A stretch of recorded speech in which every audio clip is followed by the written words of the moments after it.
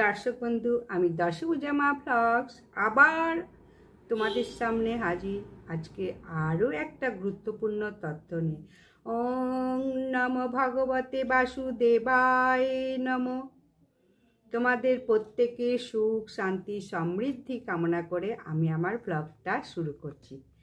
আজকে বলবো, সামনেই তো কালও অনেকে সরস্বতী পুজো করছে 2রা ফেব্রুয়ারি, আবার 3রা ফেব্রুয়ারিও অনেকে সরস্বতী পুজো করছে।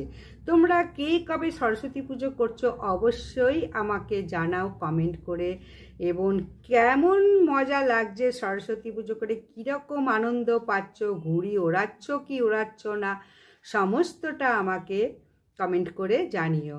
তাহলে আজকে আমি শুরু করছি। সরস্বতী পুজোর দিন ভুলেও খাবে না কয়েকটা সবজি, তাহলে কিন্তু সংসারের চরম বিপর্যয় নেমে আসতে পারে। তাই এই নিয়মগুলো মানলে প্রত্যেকের ভালো। আর কি কি জিনিস সরস্বতী পুজোর দিন কিনে আনলে অতি শুভ, সারা বছর বিদ্যা বুদ্ধি অর্থ যশ খ্যাতি মান সম্মানে পরিপূর্ণ হবে সংসার। তাহলে আমি এখন শুরু করছি। সরস্বতী পুজোর দিন ভুলেও কিন্তু মুখে তুলো না এই কয়েকটি খাবার, সারা বছর রোগ জ্বালা যন্ত্রণায় ভুগতে হবে। রোগের জন্য তো প্রচুর অর্থ নষ্ট হতে পারে, এর জন্যে সন্তান তারপরে আত্মীয় স্বজন সকলের প্রচুর ক্ষতি হবে। তাহলে প্রত্যেককে আমি আবারও আমার চ্যানেলে স্বাগত জানাই।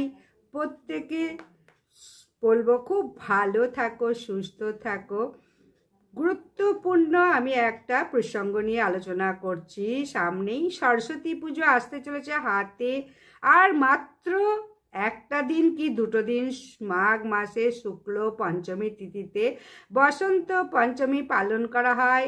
এই দিনটিকে শ্রী পঞ্চমীও বলে, বসন্ত পঞ্চমী বলে, সরস্বতী পঞ্চমী বলে। এই বিশেষ দিনকে আমরা বাগ দেবীর আরাধনায় মত্ত থাকি, ব্যস্ত থাকি। এর সঙ্গে সঙ্গে বিভিন্ন শিক্ষা প্রতিষ্ঠানে মহা সমারোহে মা সরস্বতী দেবীর পূজা অর্চনা হয়ে থাকে। বিশেষ দিনটিকে মা সরস্বতীকে পূজা করলে বাগ দেবীর আশীর্বাদ অবশ্যই পাবে। তার সাথে সাথে কিন্তু কিছু নিয়মগুলো মানতে হয়। এর মধ্যে প্রথম বলবো খাবারের নিয়ম বিধি। আমাদের সনাতন ধর্মের শাস্ত্র অনুসারে বিভিন্ন তিথিতে বিভিন্ন জিনিস খাদ্য গ্রহণের বিধিনিষেধ আছে, যদিও আজকালকার দিনে এগুলো মানুষ মানতে চায় না। যারা মানে না তাদের বিশাল ক্ষতি হয়, কিন্তু সেটা তারা বুঝতে পারে না। যাই হোক, যারা মানছো তারা খুব সুন্দর সুস্থ জীবন ধারণ করছো, এটা মানতেই হবে। অনেকেই জানে না যে কোন খাবারগুলো নিষেধ, তাই প্রত্যেককে আমি আমার ভিডিওর মারফত আমি জানানোর চেষ্টা করি এগুলো গ্রহণ না করলে শরীর স্বাস্থ্য ভালো থাকবে। শরীর স্বাস্থ্য ভালো হলে জীবনে প্রচুর অর্থ ব্যয়ের হাত থেকেও আমরা মুক্তি পেতে পারি।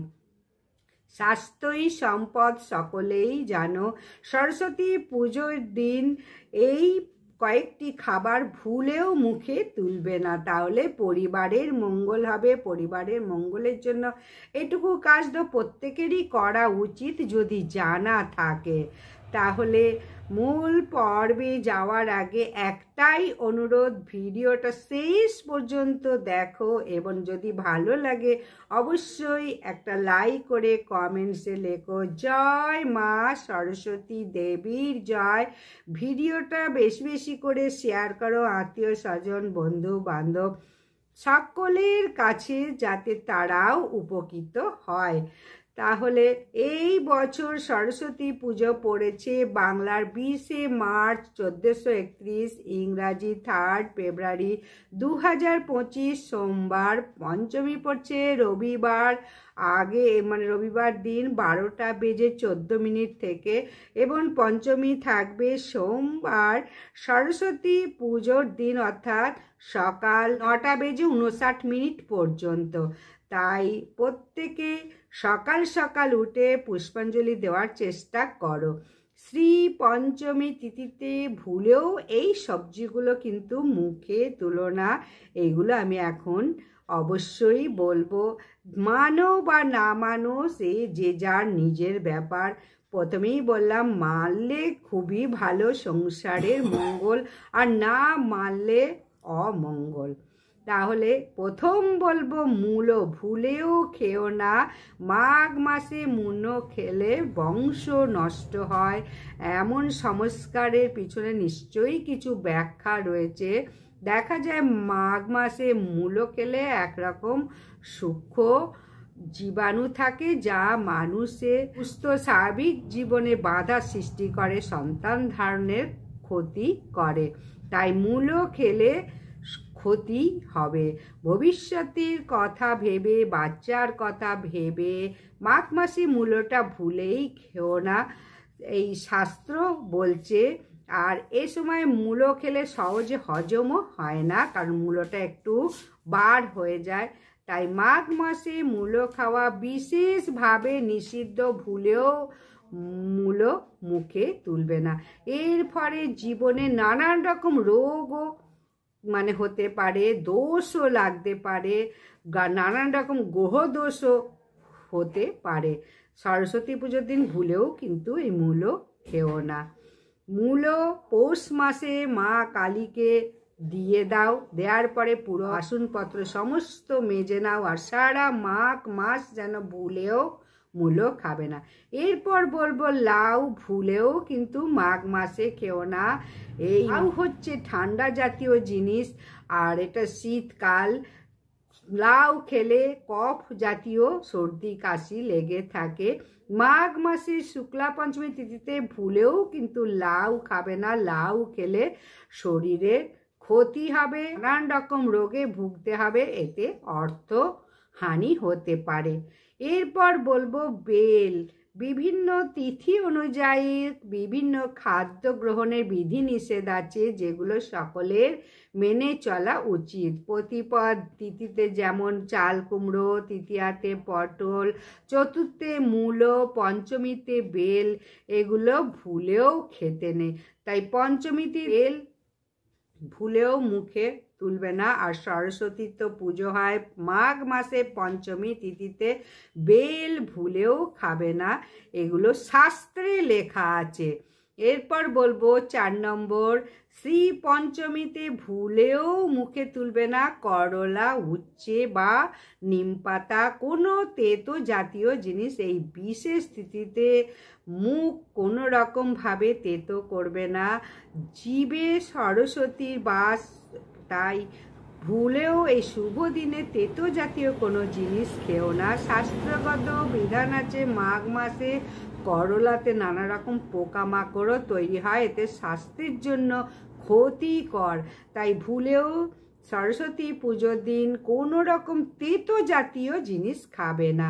এরপর বলবো, মিষ্টি। সারাদিন উপবাস রেখে পূজা অঞ্জলি দেওয়ার পর মাঘ মাসে মা সরস্বতীর প্রসাদ হিসাবে সাদা বা হলুদ রঙের মিষ্টি জাতীয় জিনিসকে উপবাস ভঙ্গ করো। তারপর ফল, তারপরে মা সরস্বতী ভোগে হলুদ রঙের খিচুড়ি মা সরস্বতী ভীষণ পছন্দ করেন, খিচুড়ি ভোগ গ্রহণ করো।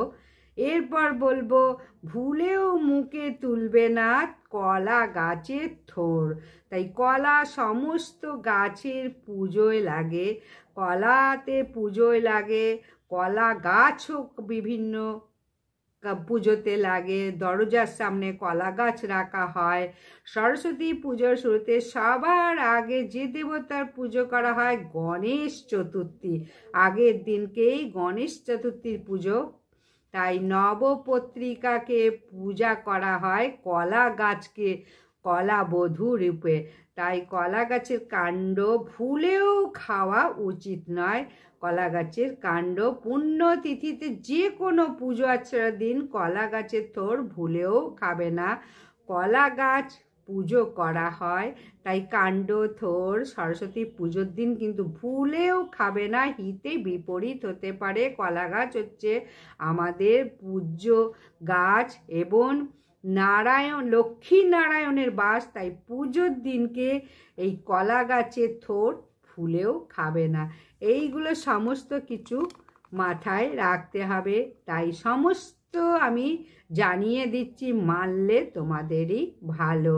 নানান রকম গ্রহ দোষও লাগতে পারে, শরীর স্বাস্থ্য খারাপ হতে পারে, এতে কি হবে অর্থহানি হতে পারে, জীবন দুর্বিষহও হয়ে যেতে পারে।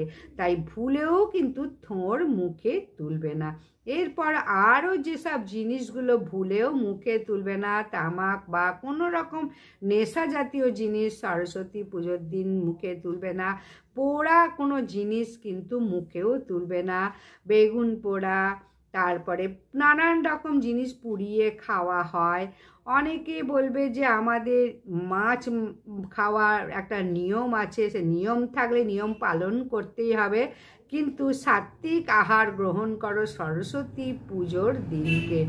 খুব সুন্দর করে ভোগ রান্না করে মা সরস্বতী দেবীকে অবশ্যই রান্না করে দাও, সাদা হলুদ মিষ্টি দাও, সেই ভোগ প্রসাদ হিসাবে গ্রহণ করে উপবাস ভঙ্গ করো। মা সরস্বতীর কাছে পলাশ ফুল, নারকেল কুল নিবেদন করতে কিন্তু একদম ভুলবে না। বোঁদে অবশ্যই দেবে সরস্বতী পুজোর দিনকে নানান রকম রঙের বোঁদে। আর সরস্বতী পুজোর আগে কিন্তু ভুলেও কুল খাবে না, এর পৌরাণিক অনেক কাহিনী আছে। যাই হোক, সরস্বতী পুজোর আগে কুল ভুলেও খাবে না। এটা অনেক সময় কি হয়, এই কুল আগে খেলে কোষ্ঠকুল কষা হয়, এটাতে কফ বৃদ্ধি হয়, সর্দি কাশি বৃদ্ধি হয়, কাশি বৃদ্ধি হয়। তাই অবশ্যই শ্রী পঞ্চমী তিথিতে মা সরস্বতীর প্রিয় ফল নারকেলি কুল ভোগ দিয়ে তারপরে গ্রহণ করো। পুজোর আগে কিন্তু ভুলেও কুল খেও না। শিক্ষার্থীরা তো মোটেই খাবে না, কারণ সামনেই পরীক্ষা, পড়াশোনা আছে। শরীর খারাপ হলে পড়া বা পরীক্ষা দিতে পারবে না, পড়াশোনা করতে পারবে না।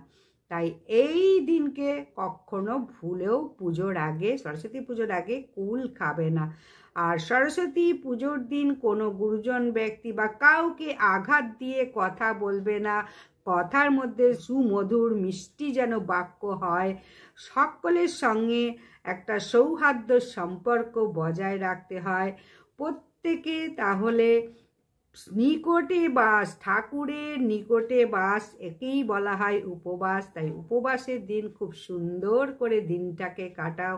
মা সরস্বতী দেবীকে সুন্দর করে হলুদ ফুল মালা দিয়ে সাজাও। অবশ্যই মা সরস্বতী বিদ্যার দেবী, প্রত্যেককে বিদ্যা বুদ্ধি ধন দৌলত সমস্ত কিছু দেবে।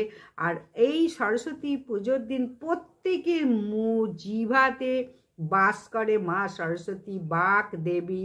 ওই মুখে যা চাইবে সেই দিনকে তাই কিন্তু সরস্বতী দেবী দিয়ে দেয়, যদি শ্রদ্ধা ভক্তি ভালোবাসার সঙ্গে যদি অবশ্যই মা সরস্বতী দেবীকে প্রার্থনা করতে পারো, তাহলে অবশ্যই মনের ইচ্ছা পূরণ করবে। আজকের মতো বিদায়। ততক্ষণ প্রত্যেকে ভালো থাকো, সুস্থ থাকো এবং ভিডিওটা লাইক সাবস্ক্রাইব শেয়ার করে দাও। প্রত্যেকে উপকৃত হোক। নমস্তে।